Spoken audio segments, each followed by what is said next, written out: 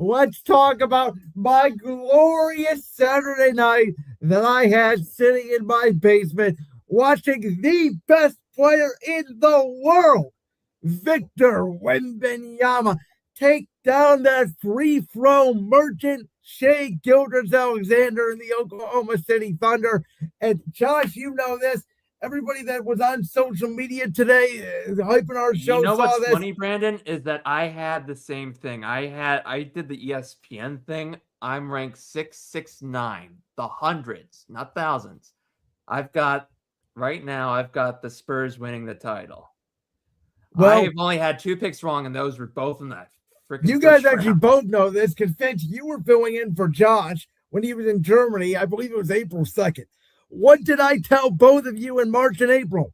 I said the San Antonio Spurs are winning the damn championship. I was shocked back then because I think, or maybe it was earlier in the year because I'm like, they're this good already. And I said, and Josh, you asked me, and I had the clip, and I also had the clip where you said Stefan Casso you believe would be the X factor for the Spurs, and you were right on that. But you asked me, you said, are you worried about the Spurs' youth and lack of experience? And I have to admit, when it was getting close to the fourth quarter, did I start to worry? Maybe a teeny tiny bit. Yes. But at the end of the day, Victor Wembanyama, Stefan Casso, and Luke Cornett with the absolute block that they will play in infamy if the Spurs are able to finish this off against the Knicks. Oh, it made me so happy. This is what a real dynasty is supposed to look like, Adam Silver. And now we can't even have it because they're done taking rules. Wait a minute. You, my friend, cannot talk about dynasty. Yes, I can. No, you cannot. Because why not? Who was it that said the Denver Nuggets were the next dynasty? Oh, yeah. Didn't it look like it, and then they fell apart. That was wrong. Crosby, too, for that one. He's the owner. Wait, weren't you also the one saying Oklahoma City could be the next dynasty? No, I never said they could be the next dynasty. No, I said they better. He did not. I said they better win the championship this year. That was last year against the Pacers because I said the Spurs were coming. So you cannot talk to me about dynasties. Yes, I can talk to you about dynasties because, Josh, your Thunder with your guy, Shea Gilgeous-Alexander, is not the next dynasty in the NBA. I kind of feel bad for the Thunder because it's very similar to the Cavs, who were going to have a dynasty, and then Kevin Durant just showed up and ripped it away from us. Well, Victor Wembanyama has shown up and ripped away the dynasty from the Oklahoma City Thunder until, you know what they're going to do? They're going to go out this offseason, and they're going to trade Chet Holmgren for Giannis Antetokounmpo, and it's going to be the Kevin Durant move to Golden State all over again. Well, except Durant was a free agent, and he bitched down. Wait a minute. Do you remember what I texted you after Game 7? What did I say to you, Brandon? Do you remember? What did I say about Wemby? I remember the tweet you sent me which said this is Wemby's league now. Yes, but you responded to a text that I sent you, and you were like, there's still some good teams in the West. What? Let me see. I remember. Yeah. Spurs Thunder is a damn rivalry. That's what you texted me. Yeah, I said to you, Spurs Thunder was a damn rivalry, and I still believe it is. It's the start of one. No, it is officially a rivalry. You will not convince me otherwise. Well, there's six other teams. I can see where he's coming from, especially with SGA just saying his MVP is basically, it's not the exact words, but basically meaningless season failure. So it's like, I feel like that kind of is the start. We're hitting the start button, but we're like Josh said, I think we're right on that, more so right on the precipice. And and by the way, who on whatever day it was, I think it was April 14th, Josh, when we made our NBA playoff predictions, who said Shea Gilgeous-Alexander was going to win MVP, they were going to face the Spurs in the Western Conference Finals, and Victor Wembanyama was going to outplay SGA because he was going to say, rid of the rule. He was going to say that MVP is mine and this is my league. And I said it last week on the show. This reminds me of when LeBron went for the 25 straight against the Pistons in 2007, where like Kobe Bryant, Tim Duncan, Steve Nash, they all had the MVPs of the championships, and LeBron didn't have any of it yet, but we all understood LeBron was the best player in the league and was going to be for the next decade plus. That's what Wemby did in this series. Yeah, Wemby is the next LeBron. He's the next face of the league. That's, yes. It's already set in stone. No. But again, Wemby was fantastic. I got to give him his credit. For the Spurs to have to deal with Dylan Harper being injured, De'Aaron Fox being injured, and still doing what they did, I was very impressed. By the way, in Game 7, I thought he had a C+, B- game. I didn't even think he played that well. But to me, it wasn't just Stephon Castle who was the X factor. It was Vassell. It was Julian Champagny. Those three. I agree. And by the way, I love the way those guys play basketball because they play like a veteran team, but they're so young. And I've been saying this. This is not your Greg Popovich, Tim Duncan, do your job, boring ass Spurs. These are the young, energetic, flashy, hungry Spurs with an ace of humility, and they play the game the right way.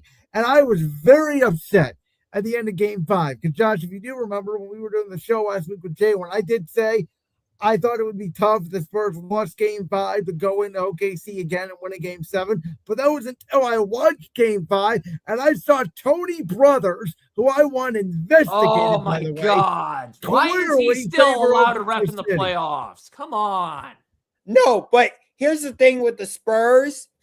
I thought they lost the series after Game 5 when OKC won that game with J-Dub and AJ Mitchell out. I was like, oh. And I was like, San Antonio has got to win this game. And then they did. Can I address this real quick? I'm not going to address you guys personally. I'm going to address Thunder fans. For all the Thunder fans that are out there crying, we didn't have J-Dub, we didn't have AJ Mitchell. You lost to a team that you should have beat that were a bunch of babies that don't even have their man body yet. Oh, and by the way, did you not win Game 7 of the finals by hook or by crook? Because the Pacers' best player tore his Achilles minutes into Game 7. Fair, I'm going to blame the Pacers and Halliburton for that because when you have no lower body workouts, when you have a dangerous injury like that, and we have seen these Achilles blow-ups, I know, it's Game 7. You can't fully blame them, but come on. There has to be a way for the NBA to actually go back to an era where people don't just train their upper bodies, but actually stop going skinny legs. Well, there's two things to that. Number one, again, and we've talked about this, Fitz, you were on the show on Memorial Day on Brandsford a couple weeks ago. The pace of play, the spacing, it's more intense, all that. But the other thing is, once you're in the playoffs and you get a couple of days off, we know this now during the regular season because a lot of coaches have said it. Teams don't practice anymore. Practice is basically shoot around. So you're out there in games trying to figure it out, which is why, and I told you both this, and Josh, and I know you disagree with me a little bit, but number one, the regular season doesn't matter as much as it used to. And number two, and I will say this, because I think now it is a fact, the last 18 Game 7s, 10 of them have been won by the road team. And I don't think home court advantage matters as much across the board in sports as it used to. The only time it did in this most recent era of the NBA was with Golden State, with just how loud that arena could get. I know Fitz, you look at it started on 2021. It started after COVID. Look at the data. I was thinking of just the 4 straight trips for Cleveland. Look at the data from 16 to 21, and then because that's where things changes after the bubble. Yes. True. Josh, you're awfully quiet. Because I've just been sitting back listening, basically. Well, did you want to add anything else, or should we go to the finals? Can we put an APB out for Chet Holmgren? Like, are you that scared of Victor Wembanyama that you're only going to take 2 shots? Yes, because Victor Wembanyama got mad at him. I guess there was some incident. I think it was before the Olympics a couple years ago or some scrimmage where probably like a FIBA event, I'm guessing. Yes. And Wemby took it personally. It's very Jordan-esque where Wemby's making up his own demons. But SGA was doing everything he could. Caruso wasn't hitting his shots like he usually had been. I mean, Caruso hit him in the third quarter. And then, by the way, Jared McCain came out on fire in the first quarter.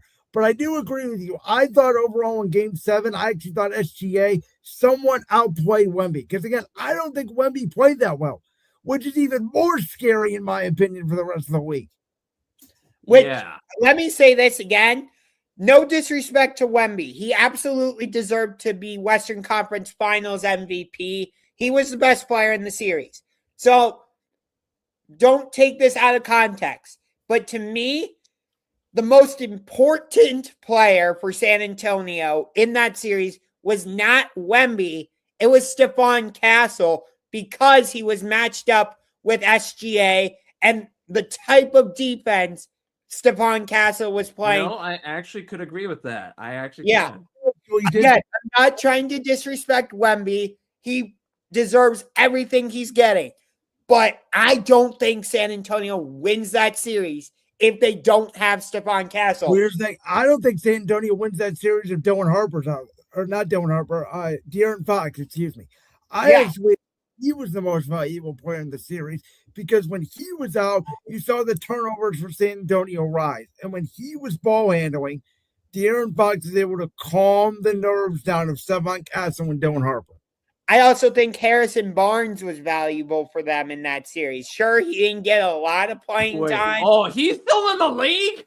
Yes, and he's on the Spurs. And by the way, he started for the majority of the year. And then Champagne came in. I thought he was retired by now. I want to add one more thing, guys. Did you guys notice in Game 7? I know it was in the fourth quarter, and I apologize. I don't remember where it was at. I think it was with 5 minutes left, somewhere around there. When the Spurs call a timeout, Wemby's on the bench. He has 5 fouls. And he's leaning down, and he's talking to who? Not Mitch Johnson, but Bismack Biyombo. And it reminded me a lot of the relationship like Michael Jordan used to have with Phil Jackson, where Michael would just lean into Phil and listen. And again, guys, this guy, I try not to, you guys know me, I exaggerate maybe a little bit sometimes.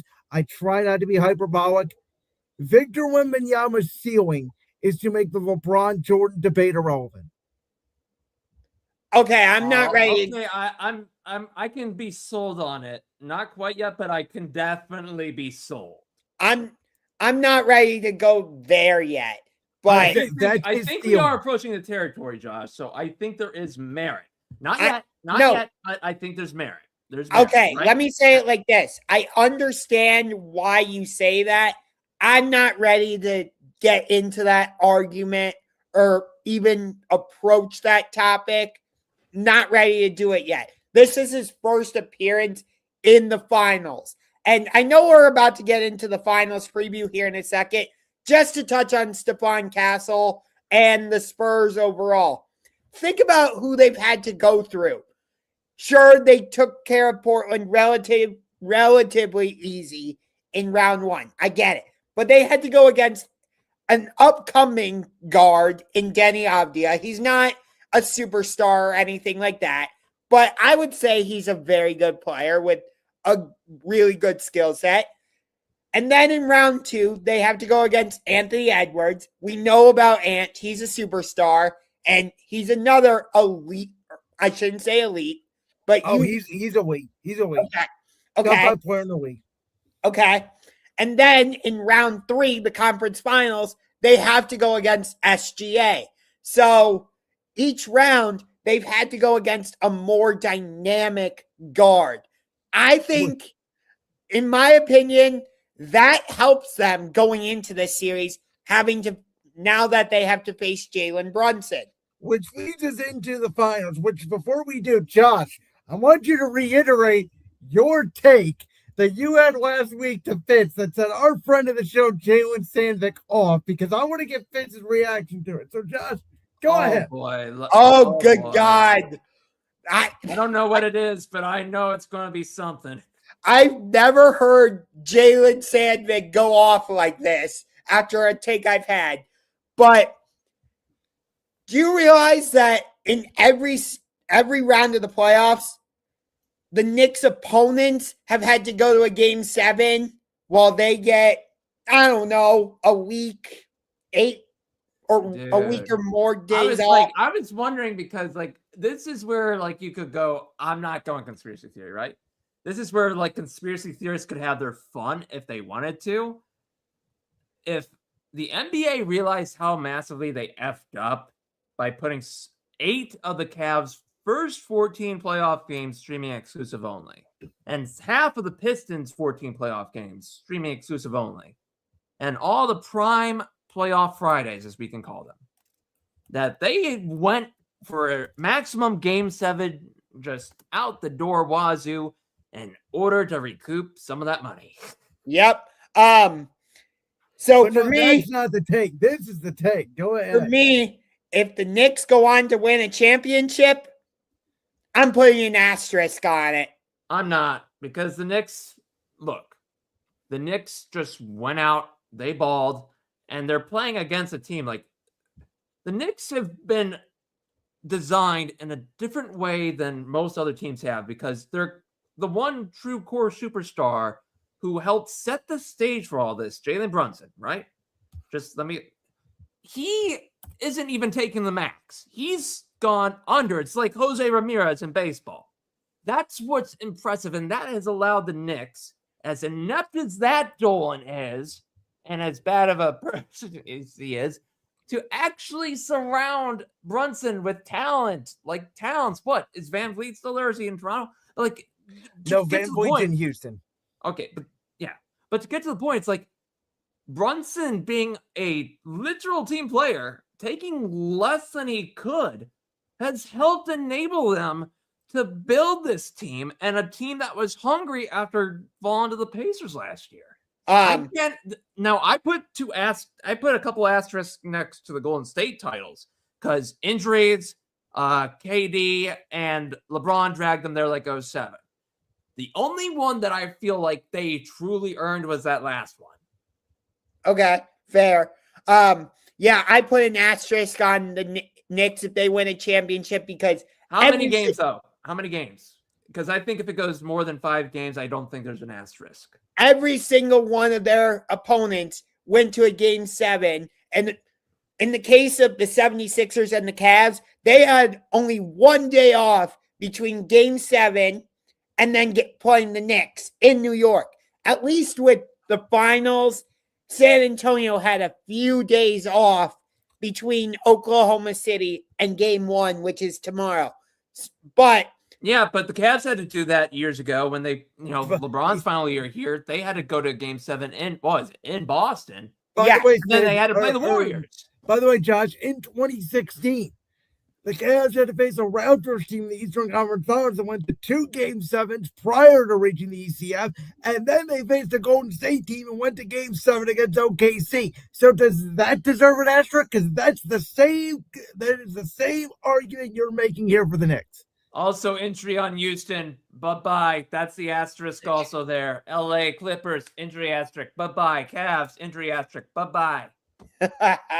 I don't recall the Raptors having to immediately play game 1 after winning game 7. I'm not so sure about that, but I know they went with the Heat in the first round the second round, they went to 7 games of the Heat before the Eastern Conference Finals, and then they went to game 7 in the first round against the Indiana Pacers. So here's the bracket. 4-0 Cleveland, first round over Detroit. 4-2 Atlanta over Boston. 4-3 Miami over Charlotte. 4-3 Toronto over Indy. East semis. 4-0 Cavs over Atlanta. 4-3 Toronto over Miami. 4-2 Cleveland over Toronto. So wait, so the Cavs swept their first 2 rounds, kind of like the Knicks did. And then wait a minute, the Raptors went to 2 game 7s. Oh wait, kind of like you're accusing the Knicks of facing. And here's the funny thing on the other side. Golden State 4-1. 4-1. Houston, Portland, then versus OKC 4-3. Yeah, I'm talking about more so the fact that the Knicks opponents had one day off between the game sevens, and then they had to immediately turn around. I'm sure so did the Cavs in 2016 because the scheduling is very similar. Okay, we're getting. I'm looking it up. No, because you're making the same argument, Josh, and it doesn't apply because it doesn't work because it's BS. I will stand by it, but you can stand by it all you want. I'll stand by this. Before the NBA playoffs started, that we made our prediction. My prediction was Spurs in 5 over the Knicks. And you asked me before the Eastern Conference Finals started, you said, Brandon, will the Western Conference Finals be the NBA Finals, regardless of who comes out of the East? And I said yes. But the more I watch this Knicks team, the more depth they have, the more appreciation I have for them. I will stick with the Spurs in 5. But I think it could go 6. But I will say this, for all of us as NBA fans, we want this thing to either go 5 games, so it will be a game 5 will be on Saturday night, or we want it to go 7, which would be game 7 on a Friday night. We do not want this thing being a game 6 ending on a Tuesday night. Also, I love this comment. Cavs should have signed Caitlin Clark and Angel Reese yesterday. I love that comment. But Josh, I'm sorry, but I must burst your bubble. There was only a game. There was game 7 on May 15th of 2016 for the Raptors in their East semi. They get one day off, then they play Cleveland. God damn it. Boom. So sorry, that is busted. Busted. I'm sending this quote to Jalen, by the way, just so you know. Whatever. But getting into the actual finals, I think I said Stephon Castle was going to be the X factor for San Antonio in that OKC series. If the Knicks are going to win the championship, it's not, let me say it like this. If the Knicks are going to win the championship, Jalen Brunson's not going to be the most important player. Neither is Cat. It's going to be Josh Hart. See, a lot of you have said that, and here's what I honest to God believe. If Mitchell Robinson is healthy, he's going to be he is the one body that they can throw at Wemby that can bang with Wemby. He was not going to stop Wemby, but you got 6 fouls to use. And he's going to be the guy with a broken finger or whatever he has, that if he's not healthy and he can't play, that's a huge missing element for the Knicks, regardless of his free throw woes, because he is a defensive stopper. We've seen that throughout the postseason. I agree with you, but if the Spurs are going to employ a similar defensive scheme to what we've seen other teams try to do against the Knicks, they're going to force Josh Hart, I should say, to make the outside shot. It's not just going to be Josh Hart. It's going to be Landry Shaman. It's going to be OG Anunoby. It's going to be those other guys, the role players that are going to have to make threes. If they hit their threes, they can win this series if they can hit them consistently. The other thing is this. It's Josh Hart that primarily stands out of that group for me. Because the other thing is this, Josh. I know you value the regular season more. Since February, I think the Spurs only had 3 regular season losses, and one of them I know was in Madison Square Garden. I know the Knicks beat them by 20. I know it was a Sunday afternoon game. How will the young Spurs be able to handle that crowd environment when I believe it would be, Monday night, game 3 in MSG?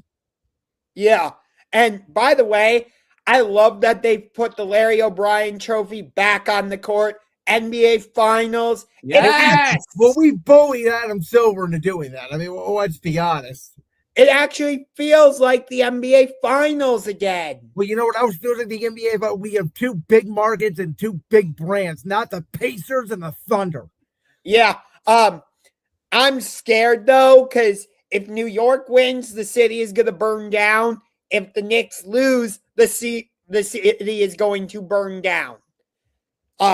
So New York will never be the same after this series. Well, Good I Lord. somewhat disagree because this is the best season the Knicks have had easily since 1999. And I defended them moving on from Tom Thibodeau, and I liked the hire of Mike Brown. I said at the time, I thought he was the perfect hire for the franchise at that time. I thought he was a ship steader, and Mike Brown's an excellent job. And again, I will say this up front. I know, Josh, you feel differently.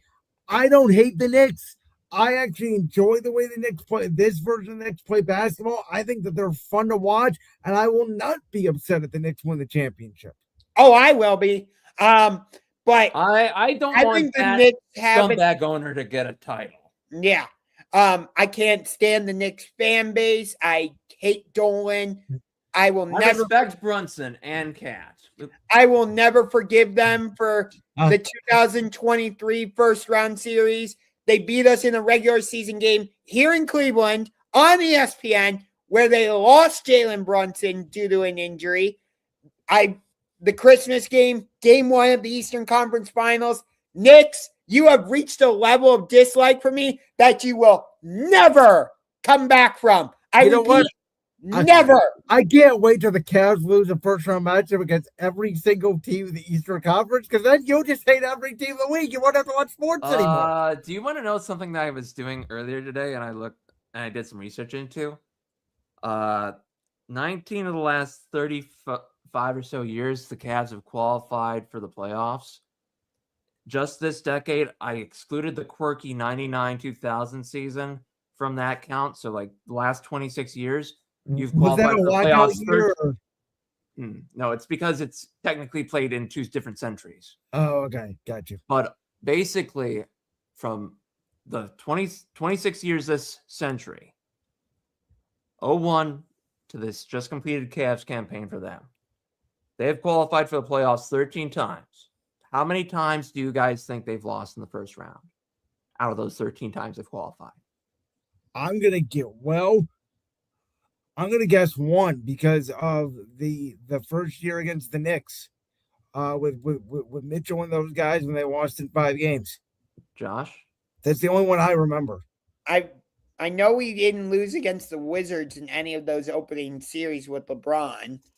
And we almost lost that series against Indiana. But they didn't. I don't think they made the playoffs prior to LeBron, so that's why I'm going to say 1. Yeah, just 1. Again, this is 2001 playoffs through this year's playoffs. And it was 2023 against the Knicks first round. Yeah. Mm-hmm. And you want to know something a little funnier, especially, about what was it? As I said before, 19 out of 35. If you go back and add in 1992, East Finals is where they exited. 93, East Semis instead, 1 round earlier that next year. Basically, outside of that, they had a 3-year, they went to the East Finals, East Semis, 3 straight losses in 3 straight years in a row from 94 to 96 in the first round for the Cavs. Didn't make in 97, lost in the first round in 98. Didn't lose again in the first round until the Knicks series. All right, who's your guys' finals MVP? Because I do want to get to the draft lottery. Oh God, it's gonna be Wemby, or it's probably gonna be I don't know on the Spurs. It's up in the air right now for me. I don't know. Most likely, if the Spurs win, it's gonna be Wemby. But I'm gonna stick with my guy, Stephon Castle. I don't know. It'll be interesting. It will. For me, it is the guy who is the best player on God's green earth at playing the game with a round ball basketball, Victor Wembanyama. And I think you could make a case, my guess is, just like in 2015, when people were trying to make the case that LeBron could have been the MVP on a losing finals team when he should have been. When he had everybody in every statistical category, you might be able to make that case for Wemby in this series, even if they lose. Yeah. Yeah. By the way, I'll just say this. Even though we lost to the Spurs in 2007 in the finals, I've never held a grudge against the San Antonio. I don't understand the difference. You got to help. I don't either. It's we were not expected to win. We were the underdogs going into that. I've never held a grudge against the Spurs because I have way too much respect for Greg Popovich, Tim Duncan's one of my all-time favorite players. Tony Parker was great to watch. Manu Ginobili, David Robinson, Bruce Bowen. That feels so weird that but we were not supposed to win against this Knicks team, Josh. I think that's what you're missing. Yeah. That's the point. I have my own reasons. You don't have to understand them, but I'm sticking with my guns.